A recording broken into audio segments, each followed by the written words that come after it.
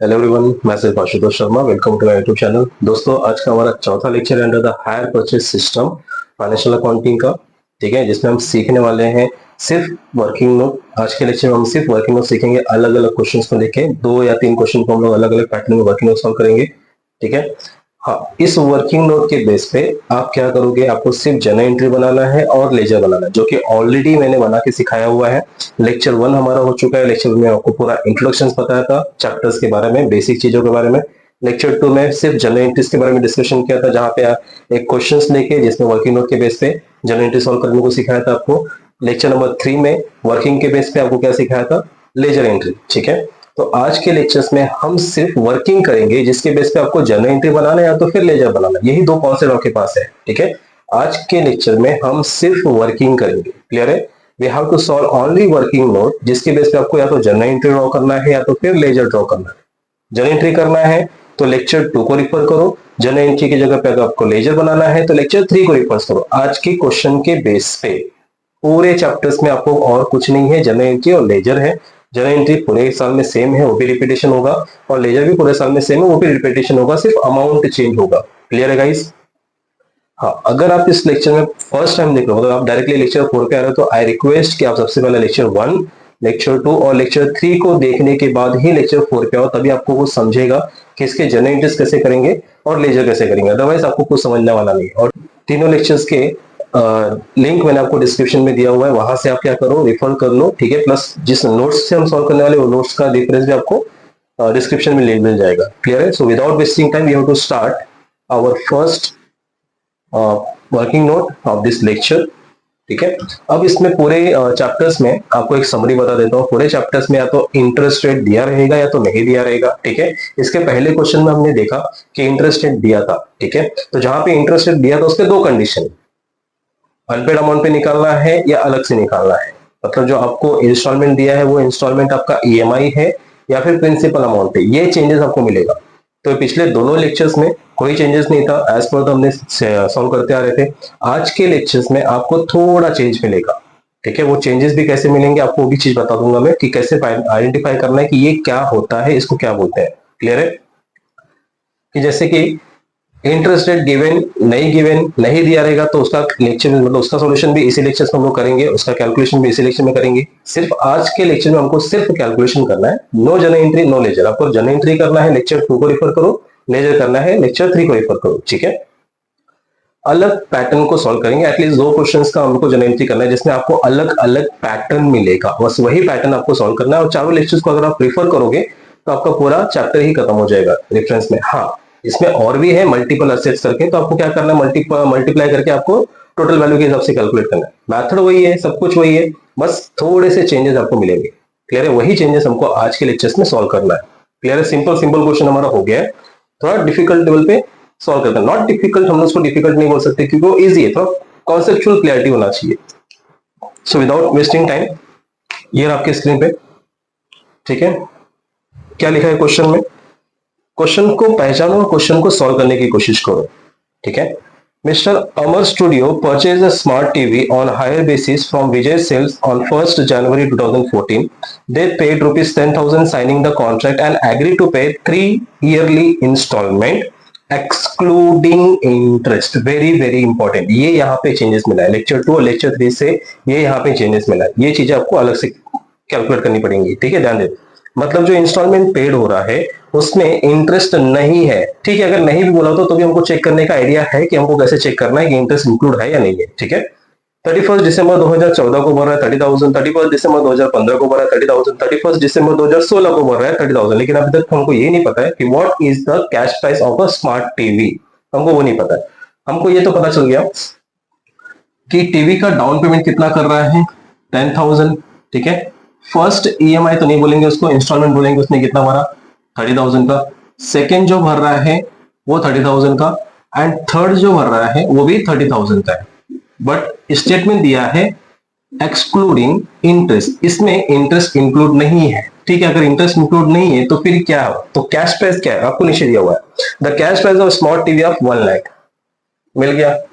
Cash price कितना है, 1 लाख का। जरा इन चारों को प्लस करके देखो, आपका 1 लाख होता है क्या, down payment 10, 30, 30, 30, 90 plus 10, 1 lakh. Yes, इससे एक वेरीफाई हो जाता है कि सर जो कैश प्राइस है वही टोटल अमाउंट पेड है, मतलब cash price is equal to total amount, मतलब इसके अंदर ये जो 30 पे हो रहा है 3 बार, इसके अंदर इंटरेस्ट इंक्लूड नहीं। अगर स्टेटमेंट ये भी नहीं दिया होता तो भी हम लोग वेरीफाई ऐसे ही करते, ठीक है, वो भी मैंने आपको सिखाया। अब क्या, अब ये क्या कंक्लूजन बनेगा, ठीक है, आगे देखते हैं। परचेजर कंपनी कौन है? अमर स्टूडियो। परचेजर कंपनी है अमर स्टूडियो, और वेंडर मतलब सेलिंग कंपनी कौन सी है? विजय सेल्स। ठीक है, इतना तो पता है। आगे क्या दिया हुआ है? आगे बोला है विजय सेल्स चार्ज 10% इंटरेस्ट। विजय सेल्स 10% इंटरेस्ट चार्ज कर रहा है पूरे साल का पर एनम। और डेप्रिसिएशन किसके लिए होता है? खरीदने वाली कंपनी के लिए, मगजमारी होता है, बेचने वाले के लिए नहीं होता। तो यहाँ पे 20% आएगा डेप्रिसिएशन। ठीक है, कौन सा मेथड है? WDV method. अभी तक जो हम लोग करते आ रहे हैं वही मेथड है, WDV। फिक्स इंस्टॉलमेंट में कुछ नहीं है, हर साल सेम अमाउंट के हिसाब से चार्ज होता है। मैं ज्यादातर आपको WDV के हिसाब से पूछेगा। ठीक है, ये रहा हमारा क्वेश्चन। अभी हमको क्या करना है, या तो लेजर सॉल्व करो या तो जनरेटर सॉल्व करो। लेजर सॉल्व करने के लिए लेक्चर 2 को रेफर करेंगे, सॉरी लेजर सॉल्व करने के लिए लेक्चर 3 को रेफर करेंगे, जनरेटर सॉल्व करने के लिए लेक्चर 2 को रेफर करेंगे। ठीक है, मेन है क्या? कैलकुलेशन। इसमें क्या क्या कैलकुलेट करना है? वर्किंग नोट क्या है? हमें जो वर्किंग नोट बनाना है, वर्किंग नोट नंबर 1, वो होगा हमारा interest tabulation, interest in tabulation form या tabular form, interest in tabular form. और दूसरा जो वर्किंग नोट है वो हमारा डेप्रिसिएशन का होगा। ठीक है, उसके बाद अगर जर्नल एंट्री बनाना तो जर्नल एंट्री, लेजर बनाना तो 4 लेजर। किसके बुक में? परचेजर के बुक में, और वेंडर के बुक में 2 लेजर। ठीक है, वो भी लेजर आपको मैंने लेक्चर 3 में सिखाया हुआ, वहां से रेफर करो। आज सिर्फ क्या करेंगे? कैलकुलेशन करेंगे बस, जिसके बेस पे आपको पूरा का पूरा सॉल्व करना है। ठीक है, तो पहला ले लेते हैं हम लोग क्या? Interest table, working note number 1। ठीक है, उसके लिए क्या चाहिए? एक कोड का कॉलम चाहिए जो आपके रेफरेंस के लिए हो, देन पर्टिकुलर, टोटल अमाउंट, और कितना कॉलम बनेगा, कितना पेड हुआ है 3 बार, 1 2 3, फर्स्ट, सेकेंड EMI और थर्ड, बस ये 3। ठीक है, क्लियर गाइस? ऊपर आ जाएगा हमारा calculation of interest in tabular form. Okay, code wise start करते हैं। सबसे पहला ए क्या होता है? कैश प्राइस, जिसको ओपनिंग बैलेंस बोलते हैं। नंबर बी क्या होता है? Down payment. ये टेबल आपको याद होना चाहिए, तो ही आप आगे सॉल्व कर सकते हो। सी क्या होता है? EMI। डी क्या होता है? इंटरेस्ट। और जहां पे डी लिखोगे उसको पता होना चाहिए आपको, जो डी कैलकुलेशन होता है वो ए के ऊपर होता है, ऑन ए। मतलब डी का जो भी परसेंटेज ऑफ इंटरेस्ट होगा वो किस पे निकलेगा? ए वाले कॉलम पे निकलेगा। ई प्रिंसिपल अमाउंट, और एफ, ठीक है, प्रिंसिपल अमाउंट जो भी होगा उसके बाद आपका एफ आएगा। अभी प्रिंसिपल अमाउंट कैसे निकालते हैं याद रखो, आपका वापस से इस लेक्चर में बता रहा हूं, आपका EMI जो होता है वो प्रिंसिपल अमाउंट को इंटरेस्ट में प्लस करने के बाद बनता है। ठीक है, प्रिंसिपल अमाउंट को इंटरेस्ट में प्लस करने के बाद बनता है। इसका मतलब कि जहां भी आपका EMI होगा उसमें आपका प्रिंसिपल प्लस इंटरेस्ट दोनों भी इंक्लूड होना चाहिए, तब जाके वो आपका क्या कहलाएगा? EMI कहलाएगा, EMI कहलाएगा। ठीक है, EMI उसको बोलेंगे। लेकिन इस क्वेश्चन में हमको ऐसा कहीं भी नहीं दिया हुआ है, हमको सिर्फ इतना बोला है कि 3 अमाउंट पे कर रहे हैं इंस्टॉलमेंट में जिसमें इंटरेस्ट इंक्लूड नहीं है, जिसमें इंटरेस्ट इंक्लूड नहीं है, तो ये EMI नहीं होगा। तो ये जो अमाउंट है इसको EMI नहीं बोलेंगे, तो इसको क्या बोलेंगे? Only just a principal amount. ये आपका प्रिंसिपल अमाउंट होगा इस क्वेश्चन में। जहां भी आपको इंस्टॉलमेंट में इंटरेस्ट इंक्लूड कर दिया है वो हो जाएगा आपका EMI। अदरवाइज ऐसा नहीं आपको मिलता है तो वो अमाउंट क्या हो जाएगा? आपका प्रिंसिपल अमाउंट हो जाएगा। ठीक है, कोई बात नहीं, प्रिंसिपल अमाउंट ऐसे भी अगर हमको नहीं चाहिए तो प्रिंसिपल अमाउंट को फाइंड करना पड़ता है। ठीक है, कैसे फाइंड करेंगे principal amount? C minus D करके, EMI में से इंटरेस्ट माइनस करेंगे, मतलब EMI में से अगर आप इंटरेस्ट को माइनस करते हो तो आपको क्या मिलेगा? Principal amount. सेम कॉन्सेप्ट है, क्लियर है। और लास्ट में जो आपको एफ चाहिए, एफ का मतलब क्लोजिंग बैलेंस। तो ये आपका क्लोजिंग बैलेंस कैसे निकलेगा, ये पूरा खेल प्रिंसिपल टू प्रिंसिपल का, कोई इंटरेस्ट इंक्लूड मतलब इंटरेस्ट इंक्लूड करके नहीं आता, पूरा प्रिंसिपल टू प्रिंसिपल बेस पे। मतलब a minus e, opening balance minus principal amount करोगे तो आपको क्लोजिंग बैलेंस मिलेगा। ये हम लोग लेक्चर 2 से सीख रहे हैं, ठीक है। लेक्चर 1 में आपको फॉर्मेटिंग सिखाया था मैंने, तो वो चीजें इंपॉर्टेंट है। अभी तक आपने लेक्चर को सब्सक्राइब नहीं किया तो प्लीज सब्सक्राइब कर लो, लाइक शेयर कमेंट करना ना भूलो। स्टार्ट करते हैं। तो अब तक के कैलकुलेशन में क्या पता चला, what is the cash price, 1 lakh का कैश प्राइस है। डाउन पेमेंट उसी टाइम कर दिया हमने, इनिशियल अमाउंट, तो उसी साल का हमारा जो प्रिंसिपल अमाउंट गया वो कितना गया, 10,000 का गया। इट मीन्स कितना बचा, 90,000। क्लियर है, पूरा का पूरा खेल प्रिंसिपल अमाउंट का है। ये जो 30-30-30 हो रहा है, ये जो 30-30-30 पे हो रहा है, ये क्या है, क्या ये ईएमआई है ना। अब भी आपको बताया कि या ईएमआई है कि आपको यही पहचानना है। इसके प्रीवियस वाले दोनों लेक्चर्स में आप रेफर करोगे तो ये ईएमआई था। क्यों, क्योंकि उसके अंदर एक्सक्लूड की जगह इंक्लूड था। जैसे ही आपके कैश प्राइस से अमाउंट पेड ज्यादा हो गया तो समझ जाओ वो ईएमआई है। लेकिन इस पूरे क्वेश्चन में एक ही कंक्लूजन निकलता है कि 1 लाख का था, टोटल अमाउंट भी 1 ही लाख पे किया हमने, ठीक है।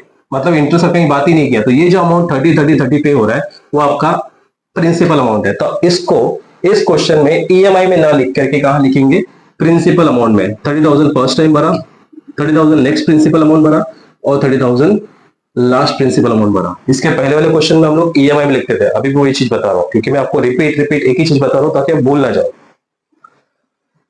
यही आपका चेंजेस होगा, या तो इसको ईएमआई में लिखेंगे या तो इसको प्रिंसिपल अमाउंट में लिखेंगे। प्रिंसिपल अमाउंट में कब लिखेंगे, जब इंटरेस्ट इंक्लूड नहीं होगा तब, और इंटरेस्ट इंक्लूड हो गया तो ये दिए हुए अमाउंट को कहां लिखना है, ईएमआई में लिखना है। मतलब इस क्वेश्चन में हमें क्या फाइंड करना है, we have to find the EMI. तो ईएमआई कैसे निकलता है, इंटरेस्ट को ऐड करने के बाद, ठीक है।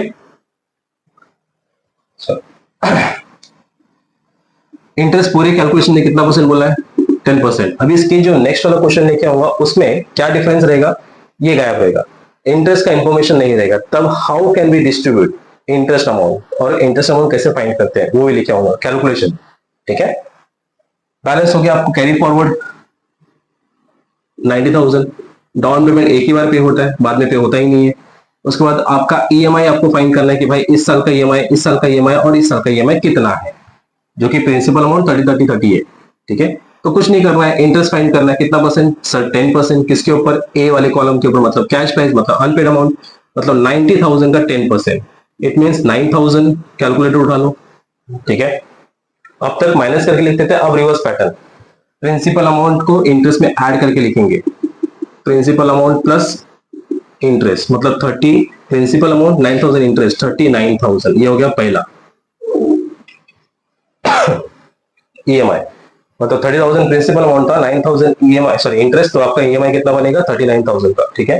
लेकिन माइनस करने के लिए क्या करेंगे, वी वांट क्लोजिंग बैलेंस, तो 90 माइनस 30 एज इट इज जाएंगे, 60,000, ठीक है। कैरी फॉरवर्ड नेक्स्ट ईयर के लिए 60,000। अब क्या करेंगे, सबसे पहले क्या करेंगे, इंटरेस्ट निकालेंगे, 10% इंटरेस्ट बैलेंस अमाउंट पे 60,000 पे कितना आएगा, 6,000। अब अगर 6,000 आपका क्या है, इंटरेस्ट है, तो ईएमआई कितना बनेगा, प्रिंसिपल के साथ प्लस कर दो, 30 प्लस 6 36,000 का आपका क्या बनेगा, ईएमआई बनेगा। लेकिन माइनस करने के लिए कितना माइनस करोगे, 60 minus 30, the pending amount will be 30 amount 30,000, then 30,000 next year closing, sorry opening. अब उसके वापस क्या, 10%, इसका 10% 3,000। तो आपका ईएमआई कितने का बनेगा, 30 प्लस 3 33,000 का बनेगा। लेकिन माइनस करने के लिए यही चीज माइनस होगी, आपका यहाँ पे अमाउंट नहीं लाना चाहिए, दैट मीन्स 0। ये हो गया आपका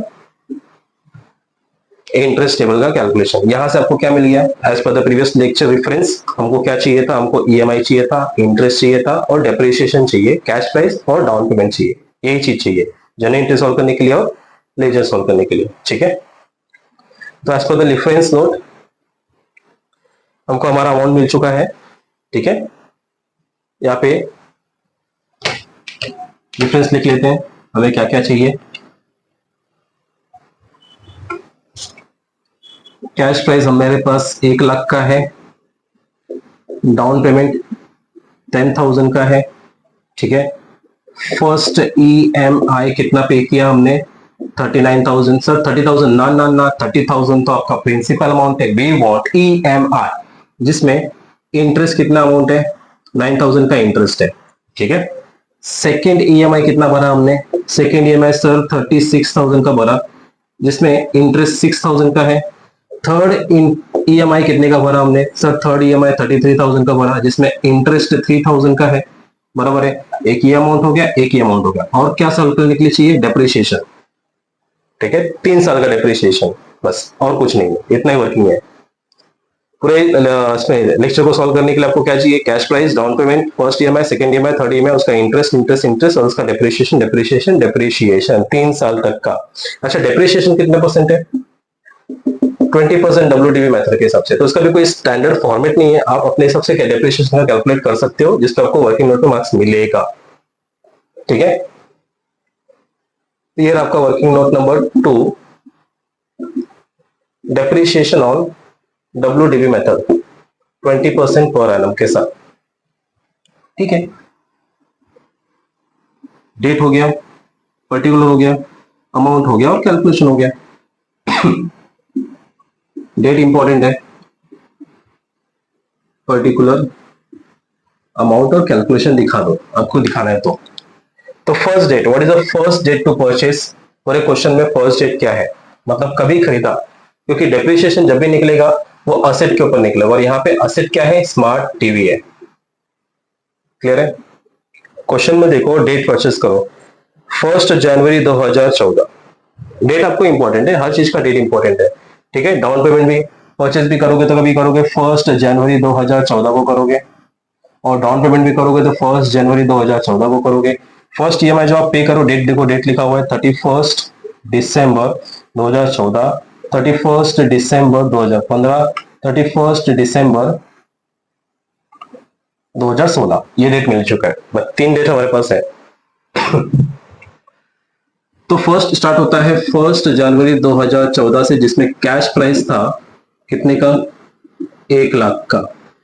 तो डेप्रिसिएशन हमेशा 12 महीने के बाद, मतलब पूरे साल के बाद, मतलब एंडिंग में निकलेगा। जनवरी में स्टार्ट है तो DA बुक एंडिंग का भी दिया हुआ है, दिसंबर का दिया हुआ है। ठीक है, दिसंबर का क्लोजिंग दिया हुआ है तो दिसंबर, नहीं तो फिर मार्च तक जाता है। तो याद रखो, डेट को बराबर आइडेंटिफाई कर लो। तो यहाँ पे 31 दिसंबर हो रहा है 2014, मतलब कितना महीना हो गया, 12 महीना हो गया। नेक्स्ट 20% डेप्रिसिएशन किसका, 1 लाख का। 1 लाख का 20% कितना होता है, 20,000। 1 लाख का 20%। ठीक है, अब माइनस कर दो इसको, कितना बचेगा, 80,000।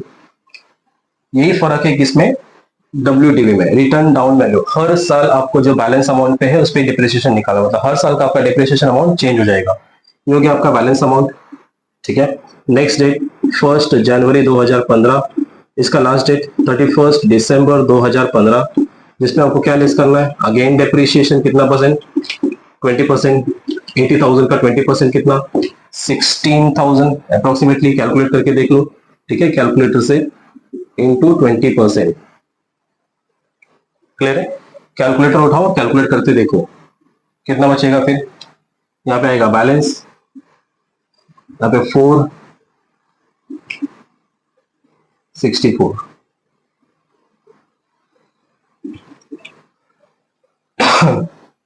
64,000 रिमेनिंग। सर कितने साल तक जाना है, कितना EMI पे किया है, 1 2 3, 3 साल बस।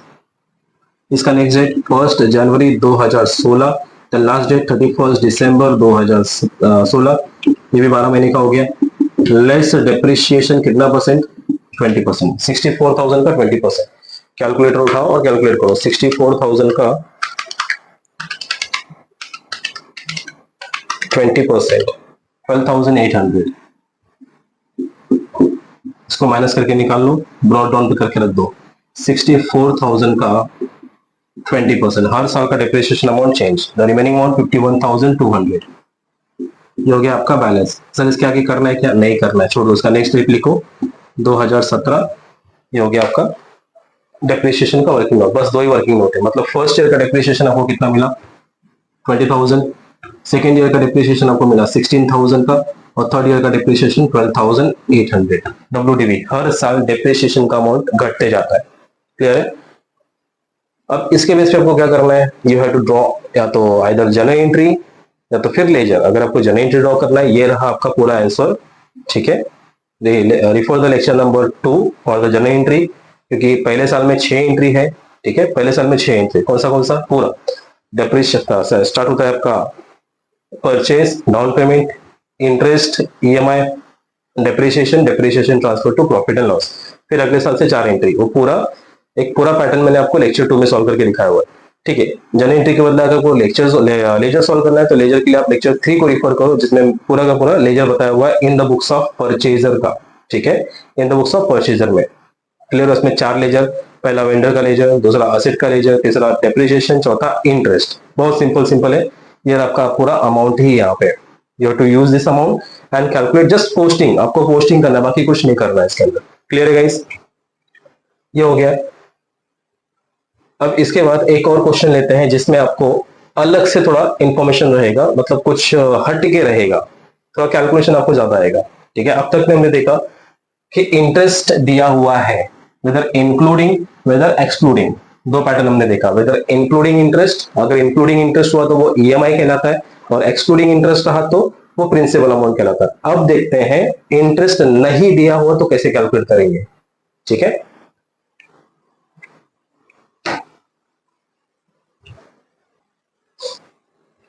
ओके, तो नेक्स्ट क्वेश्चन आपके स्क्रीन पे ये रहा, जिसमें हमको थोड़ा चेंज करके देखना है कि कैसे कैलकुलेट करें सिर्फ वर्किंग, क्योंकि इसमें चैप्टर में पूरा कुछ है ही नहीं, लेजर और जर्नल एंट्री है। और बस सर क्यों रिपीट कर रहे हैं, आपको याद दिलाने के लिए, ठीक है।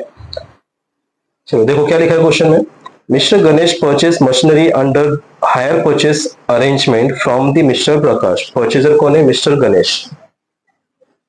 गणेश परचेजर है, ठीक है, प्रकाश के पास से, तो ये वेंडर हो गया। The cash price of the machine was, तो कैश प्राइस हमको पता चला 15,500 का है, ठीक है। पेमेंट फॉर द परचेज और to be made under the system, उसमें अगर कुछ पेमेंट किया हुआ है, साइनिंग द अमाउंट, तो साइनिंग अमाउंट को हम लोग क्या बोलते हैं, डाउन पेमेंट। 3,000 रुपए का डाउन पेमेंट भरा हुआ है। उसके बाद फर्स्ट ईयर एंड में कितना अमाउंट भरा उसने, 5,000 का। सेकेंड ईयर एंड में कितना भरा उसने, 5,000 रुपीज का। एंड थर्ड ईयर एंड में कितना भरा उसने, 5,000 रुपीज का। ओके, उसके बाद बोला है make the necessary ledger account in the books of the both the parties, ठीक है। लेजर अकाउंट तो आपको ऑलरेडी सिखाया हुआ है मैंने।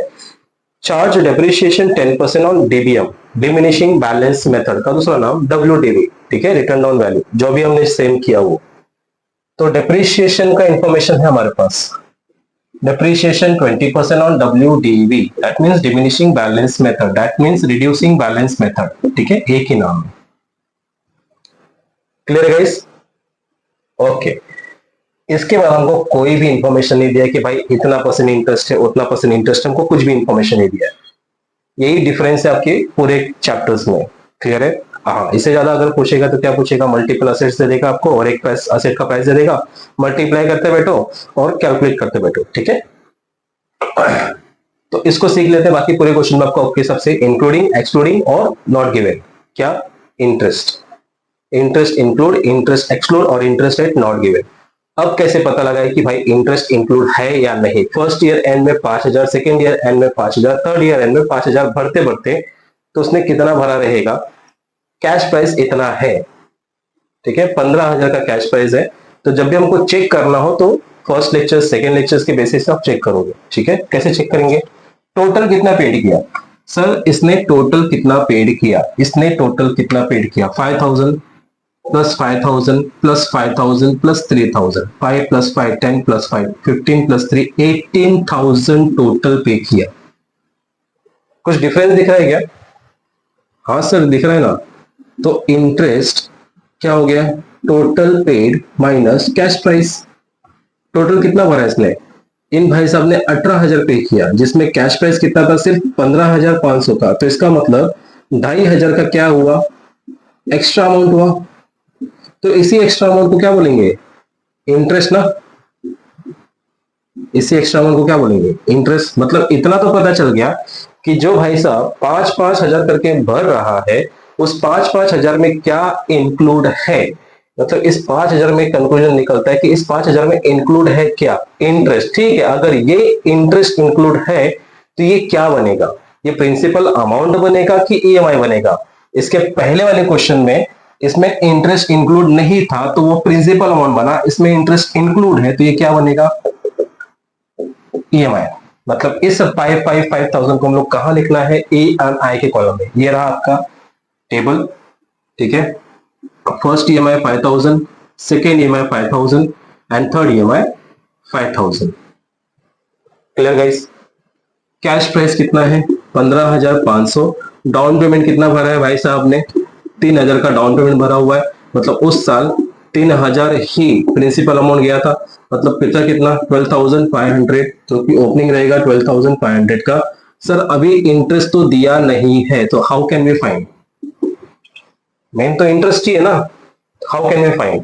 तो इंटरेस्ट का तो इतना तो पता चल गया कि इंटरेस्ट का जो अमाउंट है वो 2,500 है। हाँ, तो 2,500 किस में कितना इंक्लूड है? सर इसमें पहले वाला अमाउंट है ना, तो पहले वाले इंटरेस्ट में ज्यादा रहेगा, तो उसमें 1,500 डाल देते हैं। दूसरे वाले में कितना डालेंगे? 1,000 रुपया डाल देंगे, हो गया। 2,500 तो इधर ही खत्म हो गया। नहीं सर, क्या करते हैं? इक्वल कर देते हैं। कैसे? तीनों भी इक्वल अमाउंट है ना, तो इंटरेस्ट भी कैसे करोगे? इक्वल करोगे। थोड़ा तो लॉजिकल लगाओ। चलो ठीक है, इक्वल करके देखते हैं, आपका लॉजिक सॉल्व करके देखते हैं। अगर मैं पूछ रहा हूँ कि ये 2,500 है तो तीनों में कितना इंक्लूड रहेगा, तो यहाँ पे देखेंगे, आप बताएंगे 5,000 5,000 5,000, मतलब तीनों भी इक्वल अमाउंट है। तो 2,500 डिवाइडेड बाय कितना? 3, मतलब 833 रुपीज, 833 रुपीज और 834 रुपीज। ऐसा आप करके बताओगे तीन अमाउंट में। मतलब इसमें 800 रुपया, इसमें 800 रुपया, इसमें 800 रुपया, ऐसा करोगे ना? ऐसा कभी भी नहीं होता। क्या कंपनी आपको इक्वल इंटरेस्ट लेती है? नहीं ना। आपके रिमेनिंग अमाउंट पे जब आप पहला इंस्टॉलमेंट भरते हो तो आपको इंटरेस्ट थोड़ा ज्यादा देना पड़ता है। फिर सेकंड इंस्टॉलमेंट आते आते आपको इंटरेस्ट थोड़ा कम लगता है। फिर थर्ड मतलब आपका लास्ट इंस्टॉलमेंट आता है, आपका इंटरेस्ट और कम हो जाता है। मतलब इसको रेशियोज के बेसिस पे डिवाइड करना पड़ेगा। तो रेशियो क्या है सर? यही तो रेशियो है, 5,000 5,000 5,000 ना, ये रेशियो नहीं है। तो आपको रेशियो निकालना है। इस 2,500 को डिवाइड करना है 3 रेशियोज के बीच में। ठीक है, मतलब फर्स्ट टाइम में इस 5,000 में कितना इंटरेस्ट इंक्लूड है, इस 5,000 में कितना इंटरेस्ट इंक्लूड है, और इस 5,000 में कितना इंटरेस्ट इंक्लूड है, ऐसे आपको वेरीफाई करके चेक करना है। ठीक है, तो रेशियो कैसे निकाले सर? बहुत सिंपल है। रेशियो, आपने टोटल कितना पे किया? आपने टोटल पेड किया 18,000, बराबर है।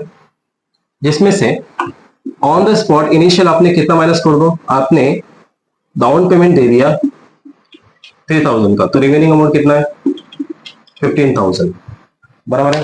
एक जीरो ज्यादा हो गया, 15,000। यह हो गया आपका बैलेंस अमाउंट नंबर 1। क्लियर है? उसके बाद आपने फर्स्ट 5,000 पे किया, तो आपके पास कितना बचेगा? 10,000। ये रिमेनिंग बैलेंस अमाउंट नंबर 2 है। क्लियर है? उसके बाद आपने सेकेंड 5,000 और भरा। ठीक है, तो कितना बचेगा? 5,000। ये आपका रिमेनिंग बैलेंस अमाउंट नंबर 3 है। और लास्ट में हमने थर्ड पे किया, तब जाके आपका क्या हो गया? 0, no balance amount. So what is the ratios available? कि आपका फर्स्ट जो बैलेंस अमाउंट है वो कितना है? आपका फर्स्ट जो बैलेंस अमाउंट है वो 15,000 का है। सेकेंड जो बैलेंस अमाउंट है वो कितना है? 10,000 का है। थर्ड जो बैलेंस अमाउंट है वो कितने का है? 5,000 का है। ये 3 रेशियो हो गया, तब जाके आपका बैलेंस क्या हो जाएगा? 0 हो जाएगा। ठीक है, तो रेशियो निकालने के लिए सिंपल, कॉमन 0 को हटा दो, 3 0 कॉमन से। ठीक है, रेशियो को हटाने के लिए करोगे, कॉमन 0 को हटा दो, कितना बचेगा आपका? 15:10:5।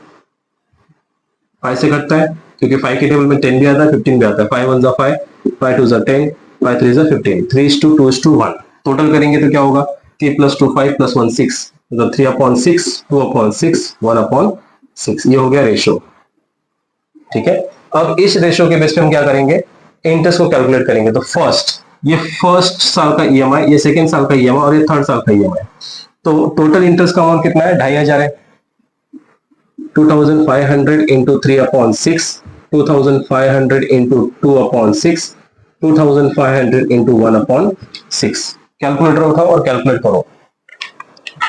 2,500 इंटू 3/6, 1250 1250 का आ रहा है।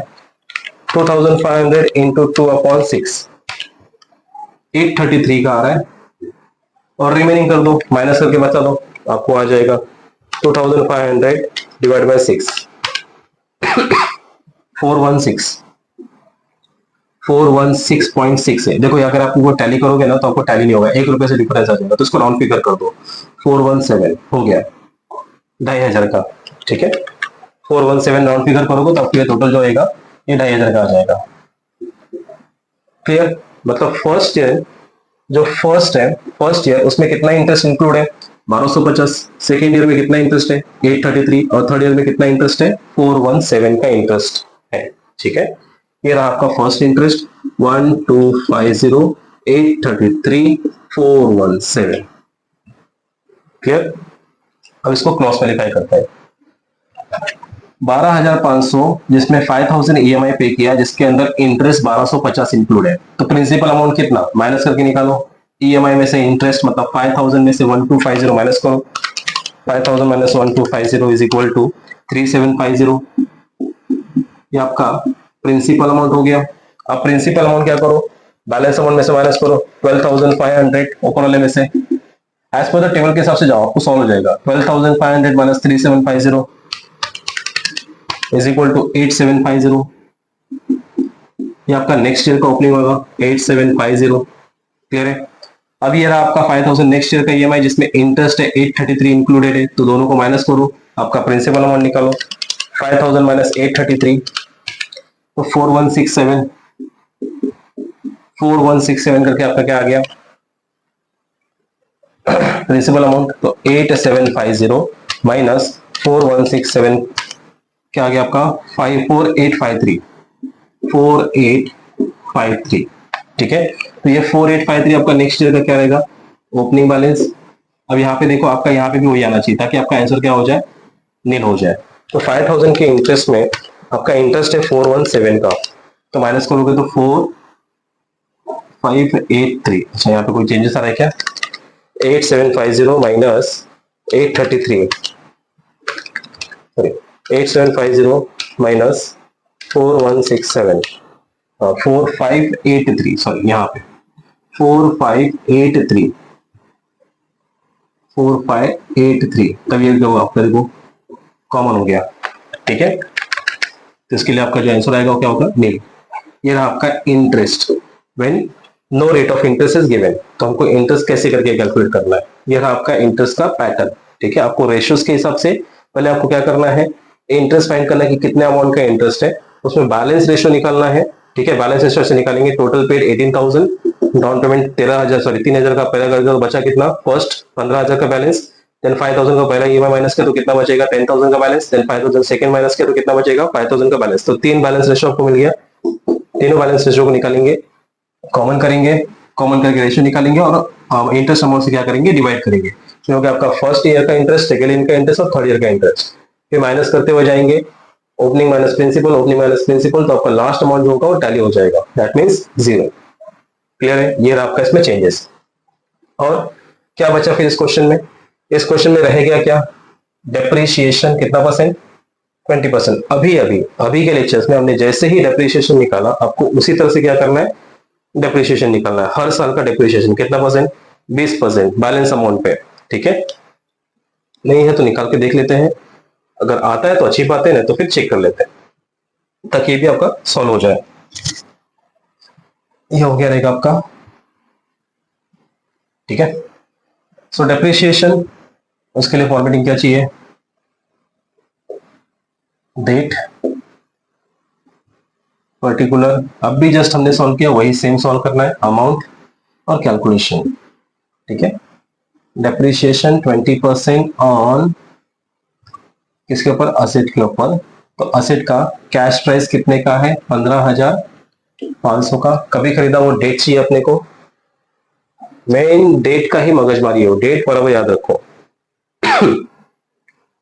डेट तो कुछ बोला ही नहीं है अपने को, ओपनिंग और क्लोजिंग। ठीक है, तो हम लोग क्या करेंगे, डेट की जगह पे ओपनिंग और क्लोजिंग लिखेंगे। मतलब ओपनिंग बैलेंस कितना है 15,500 का, जिसपे क्लोजिंग के टाइम पे क्या निकालना है, लेस डेप्रिसिएशन 20%। तो 15,500 का 20%,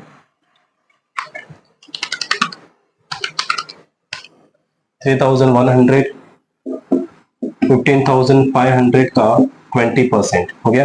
देन बैलेंस निकालो, 12,400, ये हो गया आपका बैलेंस। ठीक है, बैलेंस मतलब opening, then you have to find the closing. Again less depreciation कितना परसेंट, 20%। बैलेंस अमाउंट पे 20% 2480, मतलब 12,400 का again 20% minus is equal to 9,920। ये हो गया आपका बैलेंस। सर कितनी बार करना है, सेम, कितने साल है, 3 साल है, तो 3 साल का आपको डिप्रिसिएशन चाहिए। फर्स्ट हो गया, ये सेकंड हो गया, अभी थर्ड। ये हो गया आपका opening balance. Now you want closing मतलब डिप्रिसिएशन,